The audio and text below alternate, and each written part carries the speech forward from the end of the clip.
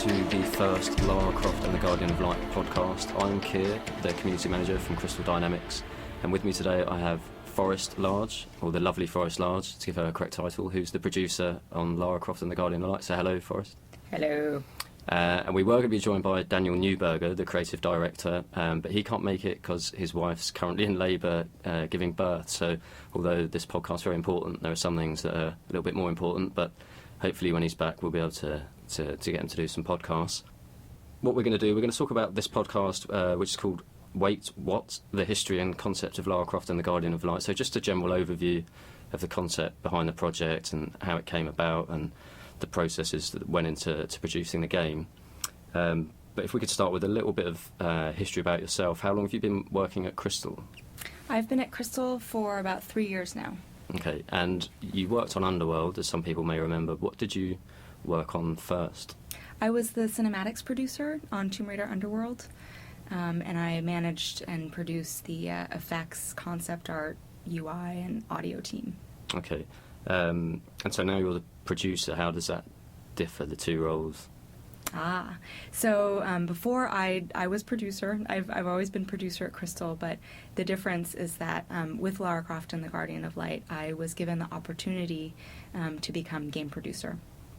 So rather than owning certain areas of a very large game, I got to be the producer for this title. And so you've been on LCGoL since day one, essentially? Yes. And what were your first thoughts when they said, "Hey, we're going to do a digital download title"? Or I think I felt like my mind was going to explode.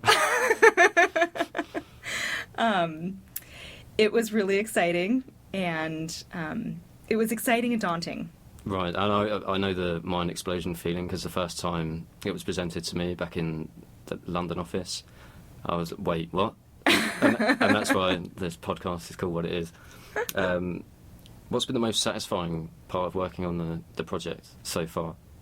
I think, when we started the project, the team was tight, and I didn't know that we could actually get tighter and improve in our sort of ability to effectively collaborate with each other. But I think that the thing that I've enjoyed the most is actually seeing the team grow, seeing, this team that worked really well together, that, we could actually get better at it as we went through the process. And, it was a lot of firsts for a lot of us. And just the fact that it's co-op in a Lara Croft game was definitely a big first for all of us. So I think, the process has been amazing, and then just the fact that we have actually been able to pull it off. Right. And produce a game that is now at 4 nominations for Best of Show at E3. It's getting really great write-ups from people that have got their hands on the game. So that must be lovely for you to see each time something pops up and there's someone saying, it's a really cool game. How does it feel after you've put so much work and hours into the game? Well, it just makes me so proud of the team, because I know the amount of work that the team has put into this. They have put their heart and soul into this title, and they deserve every accolade. We deserve every accolade we get. So the end party will be good. I hope so. It's just that we've worked so hard, and we really tried to make a pure game and a pure game experience. Cool. And so I mentioned E3. You were busy at E3, it's fair to say. I was busy. I met with, I did over 70 interviews in 3 days. Wow. Because it was my first time at E3, and it was just so hectic showing the game to people. I mean, it's brilliant because you get to meet loads of different people and see their reactions when they start playing the game, and it was unanimously positive. I didn't have anyone that didn't enjoy it. But how was it giving 70 interviews in the space of 2 or 3 days? Before E3, I actually thought that the PR part of my job was the easy part. Game development is hard. Interviews, easy. And I had to really reevaluate that after E3 because not only was it 70 interviews in 3 days, but it was on the show floor, so I was shouting the whole time. And here we hung out, and so you heard me. I was losing my voice and kind of...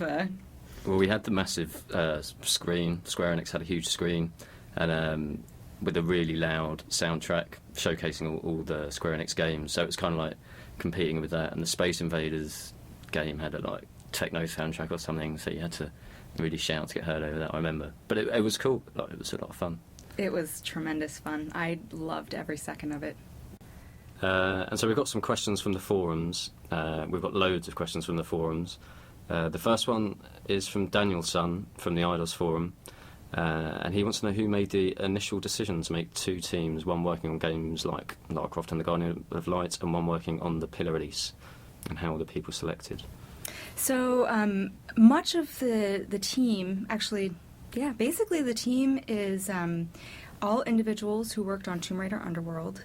There was a team that continued on with DLC on Tomb Raider Underworld. And after that, we said, you know what, this team works really well together. We want to do something exciting with this team. So the team is comprised of a lot of senior individuals. So we have a handful of the really seasoned leads from Tomb Raider Underworld. For example, Patrick Sirk, who is a major industry veteran. I think he's been in the industry for like 17 or 20 years or something like that. Wow. He's our environment art director.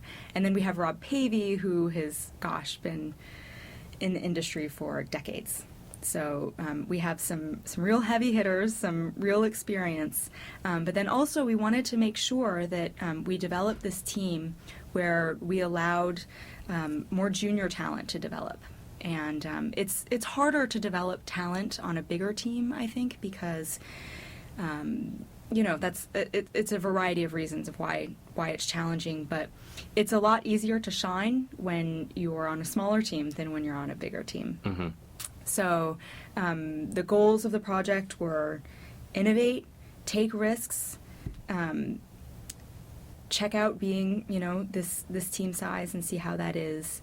And I guess in terms of the selection process, it was partly, people working behind the scenes and thinking about the individual skill sets within the studio and who works really great together. And also, it just kind of naturally happened out of Underworld, where we were a group of individuals who really respected each other and really enjoyed working together. So it seemed like a natural progression to continue on as a team.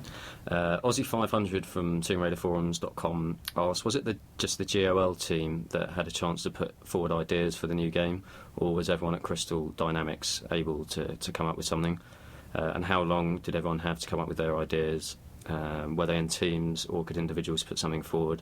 And who actually decided that Guardian of Light was the best idea? So we really stress team ownership and individual contributions to this project. So it was, it was very fast in terms of how quickly the ideas came together. But it was about speed. We broke up into small teams. We prototyped different ideas and concepts. I think we gave everyone a week, and then we came back together at the end of the week to pitch. And from that, we wanted to really lock down camera. We were looking at doing a 2D side-scroller in co-op, or we were looking at doing an isometric. Mm-hmm. And honestly, we didn't think, or the majority of people did not think that we would go with isometric, but we had given everyone another week, and we play-tested isometric and the side-scroller with everyone in the studio, and the team decided, and it was far and away the most fun, and it seemed like it had the most potential. And it was really just the most exciting.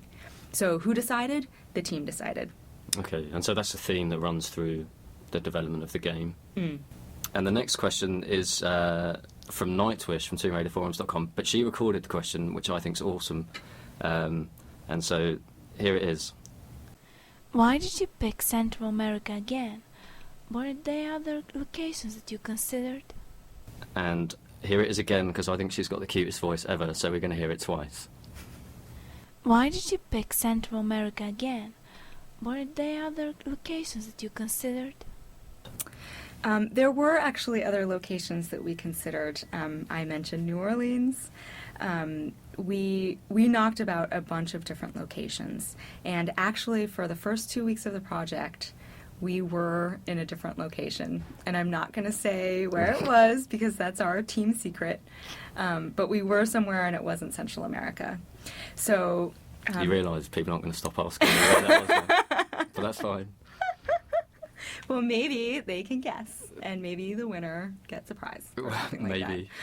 that. But so basically what happened was we knew that we had a very short production cycle, and we also know that one of the areas in which we've delivered as a studio and as a team is in amazing looking environments. So we just realized 2 weeks into the project that although our new location idea was really cool and we were actually very much attached to it, we didn't feel like we would be able to deliver the quality that, you know, we're committed to in the time frame. So we pulled back and we looked at where we felt like we could locate our story and deliver on quality, and we decided on Central America. Part of that is because we had a suite of textures that we had before, so there is a little bit, like the plants might be familiar to some of the players, for example. So we did borrow from past games a few of the assets, but for the most part it was taking what we had and modifying it. Okay. And the next question is from Dark Seven Angel from the IDOS forums, who wants to know if the idea of a co-op game was something you had from the start, or did it come halfway through, or? It actually, so yeah, I don't know. I know that it was a very high-level goal that was presented to the team from Daryl. And, you know, when we were in production on Tomb Raider Underworld, we had the doppelganger and we had Lara. And so I do remember discussions where we thought, you know, how interesting this idea of and in cutscenes, you know, you have Lara confronting the doppelganger in a very interesting way. So, and Lara has always had very interesting relationships with all the people in her life. So, we just thought, you know, Take how it another step, interesting. Yeah. another step forward. How interesting. Okay. And Sylvia Raider, I hope I pronounced that correctly, from TombRaiderForums.com, has recorded a question, which is awesome. So here we go. What stories were considered for the game apart from the Mirrors of Smoke? So honestly, it really was the Mirror of Smoke story. we did not have time to knock around a bunch of different storylines. Story takes a long time to produce for a game, and it was basically, okay, this idea of the Mirror of Smoke artifact is very interesting to us. Let's build the story around it. So it really works. And did you modify it slightly as you went along, or was it kind of like Dan just said, here's the idea, and then you kind of built from that? We really based the story around Dan's idea of this Mirror of Smoke. And from there, we had various iterations on the script, but there really was no other story than the Mirror of Smoke. Cool. And so Zebra from Tomb Raider Forums asks, what was the original initial thought behind releasing downloadable spin-off titles in between the pillar releases? Was it that you wanted to have more time to develop the pillar releases and needed something to keep the fans busy in the meantime, or was it that you wanted to try out new stuff that with Lara Croft that would have been too risky to do in an actual Tomb Raider game? So we are really excited about the digital space, and we think as a studio that this is a very important space that is growing. And so, yes, we wanted to take risks in the digital space. And frankly, part of it is that when you have a smaller team, you can take bigger risks. For example, we have the zombie fish, Chompy. Yeah. I honestly don't know if we ever would have done that. And Chompy's a legend. In a Tomb Raider game. Sure. Yeah. And I think it's fair to say that in the games industry now, development of AAA titles, whatever it may be, it's becoming such a complex process. It does take longer, so it's nice for Crystal to be able to give something to the fans while they're kind of waiting. Is that fair, Colin? I would definitely agree with that. And honestly, I follow the forums very closely, and I know that the other dev team members do as well. And there does seem to be sort of an underlying beat here and there where I'm hearing that the fans are interested in something new. So, you know, I know, I can't speak for Daniel, but I know that this is something that is very near and dear to his heart, that as a Tomb Raider fan himself, it was very important to him that we'd offer something slightly different. Cool, and that kind of connects onto Lara Fan 25's question, which is, out of all the crazy ideas for the future of the Tomb Raider series, how does Guardian of Light compare to the rest of the ideas? Is it closer related to the core of Tomb Raider, or is it one of the ideas that was out there and vastly different? Well, without really giving insight into just how crazy the ideas have been, we have had some really, really crazy ideas. On a scale of 1 to 10, with 10 being crazy, how crazy? 11. 10 or Okay. 11 or 12. Right. Really crazy. So, you know, it's when you have a character like Lara Croft, you can't just go to Crazy Town. Sure. And, you know, there are so many people who love Lara, and so you have to be very thoughtful. You can't just say, Lara's gonna go in a spaceship to the moon.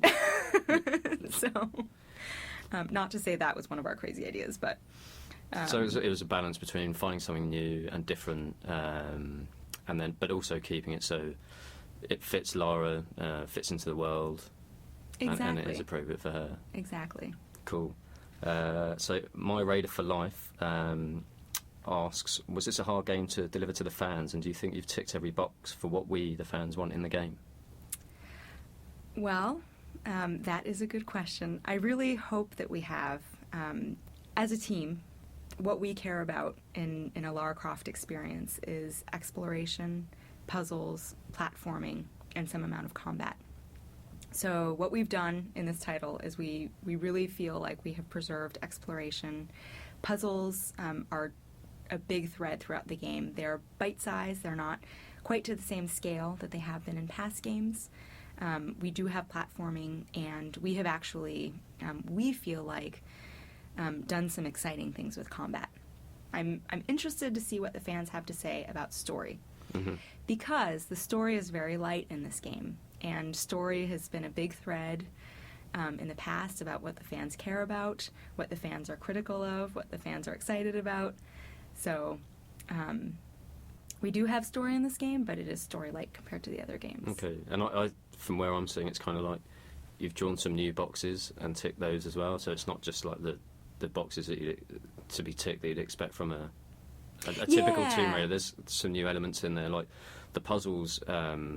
For me, that there's a new dimension because it's the co-op aspect, which is a lot of fun, and as a community manager I think that's awesome because it means a lot of the fans are going to get to talk to each other for the first time, which is something, you know, that they've never had to do before. So there's some new stuff in there as well, I think, that you've achieved that people don't necessarily realise they want yet, but I think when people get their hands on the game, like Melanie Tomb Raider did, then they realise that it's a lot of fun and that there's a lot of new boxes that have been ticked. Yeah. So well done on that. Oh, thanks. The next question's from TR Anniversary 119, and the question is, Lara has never had a partner before in-game. When you were coming up with the concept, did it cross your mind how fans might react to such a change in the series? And you guys were scared, right? With a sticky out tongue emote. There definitely, you know, was a question of what would the fans think of this. I was scared. Yeah, it's really different because for some people, you know, Lara Croft is a very solitary experience, and it's about exploration, and it's about a journey, right? And what really was heartening to me is that the fan community is, from where I sit, and my observations of following the community in my 3 years at Crystal, is that it is a community that has a lot of communication and a lot of interaction among community members. So if there's so much discussion about different areas of the game, well, wouldn't it be interesting for these community members to play with each other?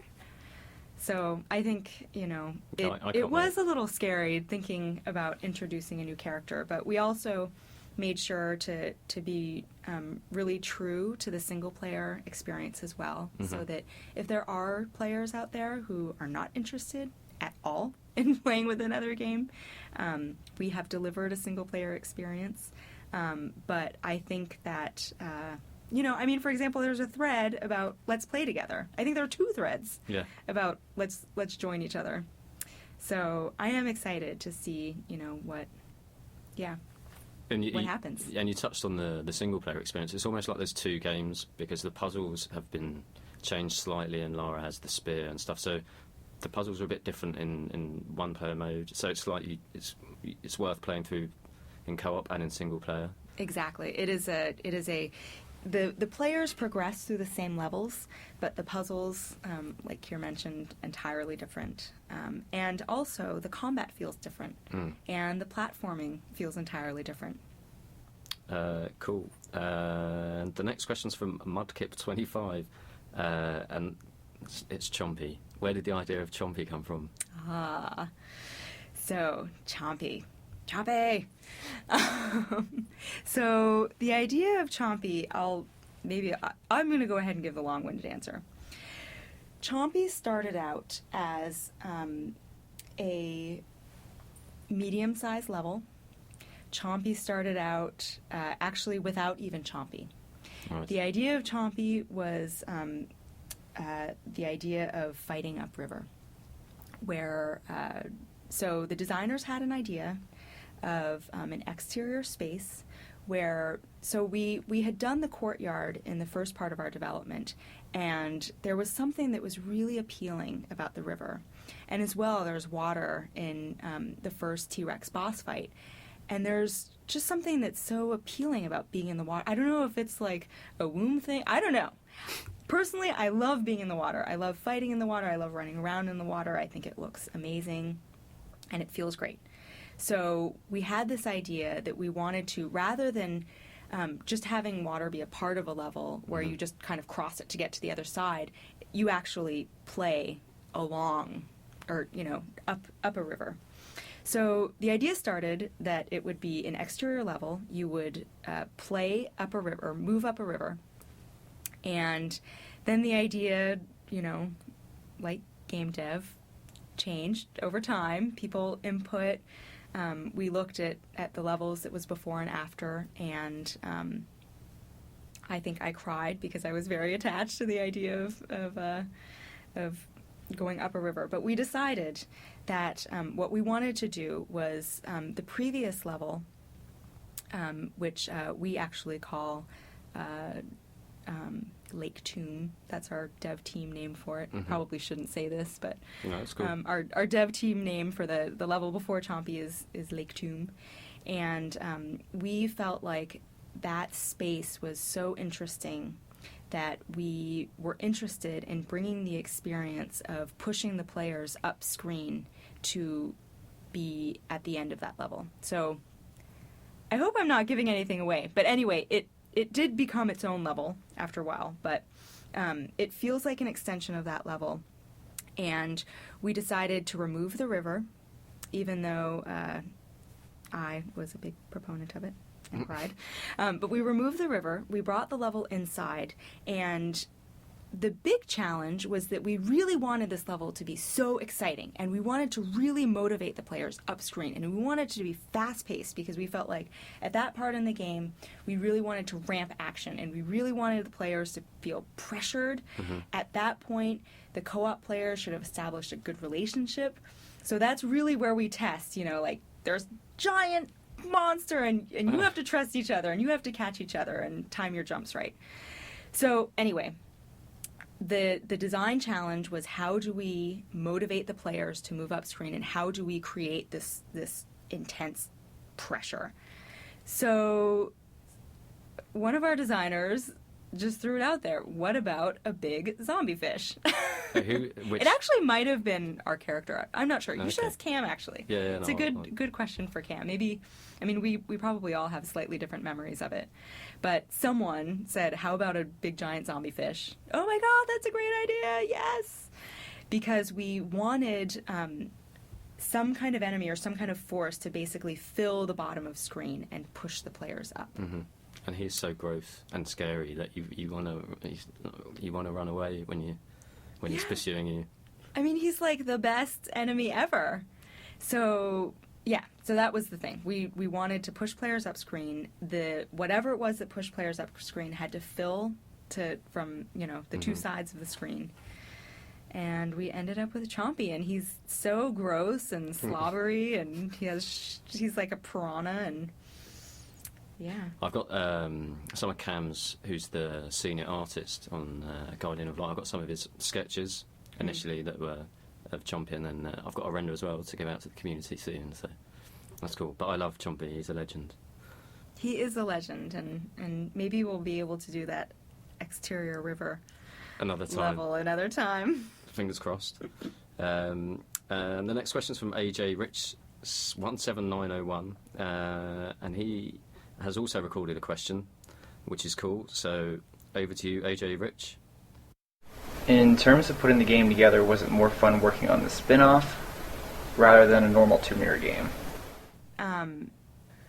The difference between the Tomb Raider Underworld team and what we call the digital team, the Lara Croft and the Guardian of Light team, is mainly game size, or team size rather.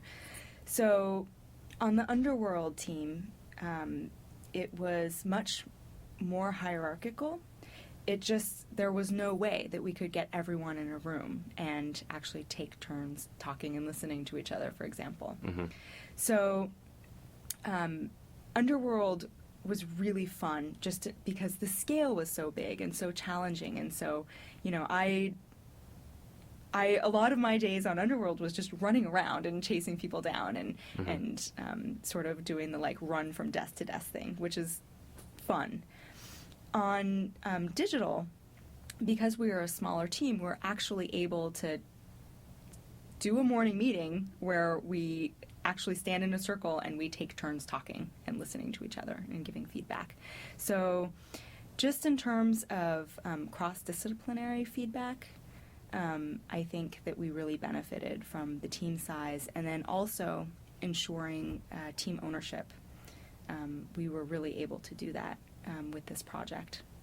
Cool. Rumbelina UK from the IDOS forums says, we've all seen how awesome LCGoL can be. Nothing can stop us from buying it, which is brilliant. And how many hours of playtime should fans expect from the Gun Toter's latest downloadable adventure? Good question. I believe that it is 8 hours minimum per, so 8 hours for single player and at least 8 hours for co-op. If you are like me and you want to run around and check out plants, if you want to collect everything, or if you're just, You're a gem addict, is what you're trying to say. I am a gem addict, but I also am just kind of slow in general and just like to kind of poke around and look around corners. There's a lot of stuff to collect in yeah. the skulls and everything, so it's... 20 hours? I don't know. I mean, it really depends on the kind of player that you want to be, but if you're the kind of player that's just, I'm just going to run to the end and not explore at all, then probably 6 to 8 hours. Okay. And, yeah, I would say 8+ hours. Cool. Chris99 from the IDOS forum is awesome because he's also recorded a question which we like. Take it away, Chris. Is whether Totec is able to speak English. So thank you very much, and I'm looking forward to the game. I look forward to you playing the game.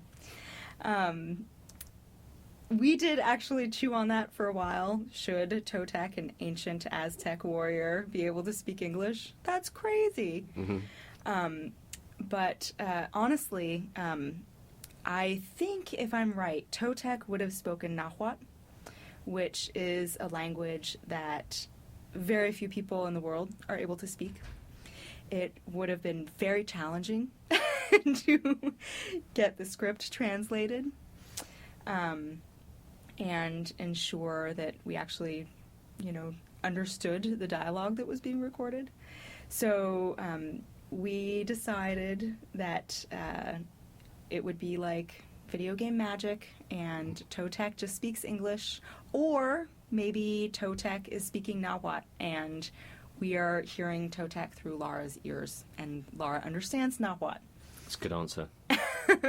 And AJ Rich has recorded another question for us, so here we go. Once the trailer was finally revealed and we got to see the new Lara model, she resembled her classic self. For example, the longer ponytail, the classic colors. Was this intentional as a nod towards the classics? Yes. Cool. We're all fans. We love every incarnation of Lara, especially her original one. That's a good answer.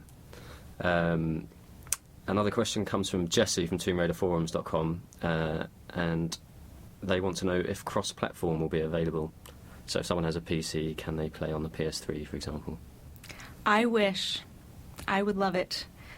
Unfortunately, it was something that we could not tackle for this project. So, no cross-platform.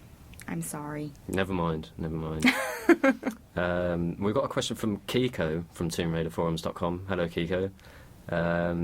And he is sure there's going to be a feature that makes us able to put the camera behind Lara. Is that right? Yes, the age-old question. This is actually a question that we were asked a lot when we were playtesting this game. So the ISO camera is definitely new to Lara Croft, and I can understand that it would be challenging. But honestly, we love the ISO camera for this game so much that we decided that we would not have that kind of feature for the camera. We did actually playtest some level of player control over the camera, and what we decided was that in co-op mode, the players can control the distance of the camera by running far apart and staying close together.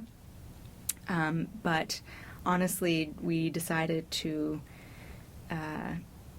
honor the new isometric camera for this game and not allow players to put the camera behind Lara. Also, we built the environments for the camera, for this camera perspective.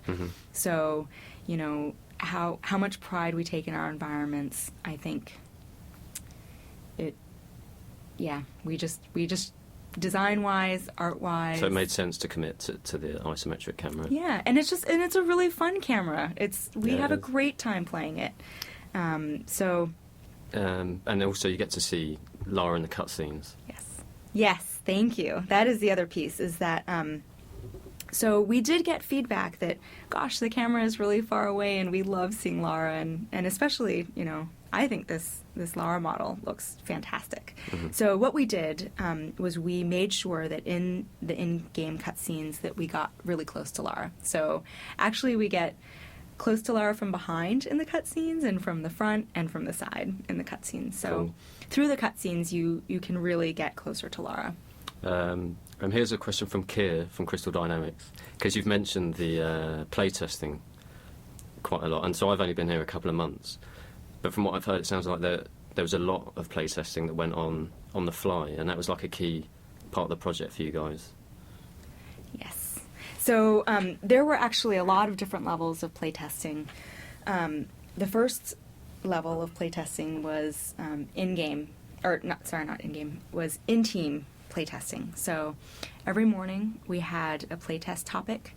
It might be a designer sending out an email to the whole team saying, hey, check out this new platforming setup in this specific area, play it in single player and co-op, and give me feedback.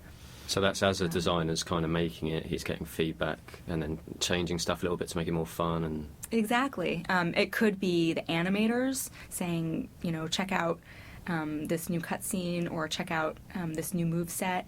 It could be the programmers saying, hey, I've implemented this feature, and what do you think, and what needs improvement. So I mentioned that we would actually stand up every morning, and that's what we would talk about. We would stand in a big circle, and after we had played, the topic, we would actually give feedback to whoever it was that was looking for feedback. And then as well, it was an opportunity if someone was just really concerned about something, they could also bring it up. Or if they were stuck on something or blocked by a different department, they could. So that was one level of feedback. And then as well, everyone on the team, because we were so close-knit and just a smaller team, people were grabbing each other constantly. Hey, come look at my stuff. Hey, come do this.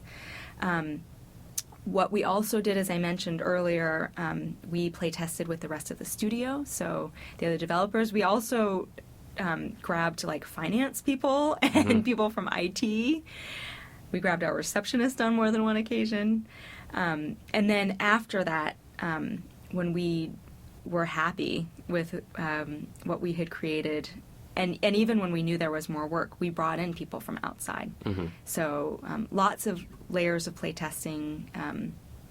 In the beginning, we did actually leverage some family and friends, but we decided, for playtesting purposes, it's actually best to use people who are not friends or connected to people on the team, because they're not they're going to be nice, like if you bring your mom in to say, hey, look at what I did, she's not going to say, hey, that's not good at all. Yeah.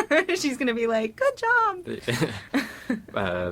Well, that's cool. And I've been here a couple of months, but I've been pulled over to playtest certain bits, and it's awesome to see the guys like changing stuff, and then we do something that they weren't expecting, and they kind of really build it and just ensure that it's fun. I think it seems like a great way it's great that you guys can do that so easily. And particular, actually, it has been really helpful for combat areas in terms of gauging difficulty and gauging fun. And for puzzles as well. Actually, this happened earlier today, or was it yesterday, Kier? It was yesterday, yeah. Okay, yesterday. So Kier and I were playtesting one of the designer's setups, and we came up with a solve that he didn't even realize was a solve. So, just the designers love being able to see how basically other people's brains work and what they're thinking about. And then from yesterday, he tweaked what he was designing, and then I play tested it again with someone else, and it was different. Awesome. And we're coming up to the last few questions. NRO from TombRaiderForums.com asks, will this game make references to previous games? This game makes no references to previous games. It entirely stands alone in its own world. We are extremely vague about the timeline on purpose, because we feel that this is a really just different experience. And so Godhorace from TombRaiderForums.com asked a similar question, but it's very much like Lara's been on loads of different adventures in her time, and so this is one of them that's stored in her journal, and it's in the universe, but it's not connected. Exactly. It could be, Lara could be a university student, she could be, later, past university, but yeah, the idea is that this is one of her many adventures. Cool. And Poke Warrior from TombRaiderForums.com asks, will we be expecting to see a sequel to Lara Croft and the Guardian of Light? We'll ask that one first. I hope so. It really depends on how this game does in terms of fan and community reception, public reception. So it's not a no. It's not. No. We're really open to it, and we would very much love to be able to do it again, because we had so much fun. But we really need to see what happens with this one and what the feedback is, and we really need to be able to respond to that. Okay. So. And the second part of the question from Poke Warrior and Matt TR, hello Matt TR, asked if there'll be any add-ons or DLC. We're very much open to it, and we'll see what the public is pushing for. So maybe not. We're not saying anything. Exactly. We're not saying anything. Cool. Well, Forrest, that's all the questions we have. Thank you very much for your time. Thank you, Kier. And there'll be another podcast coming up soon. I'll start another thread in the forums to invite more questions. But thanks very much for listening, and until next time, we'll see you later. Thank you so much.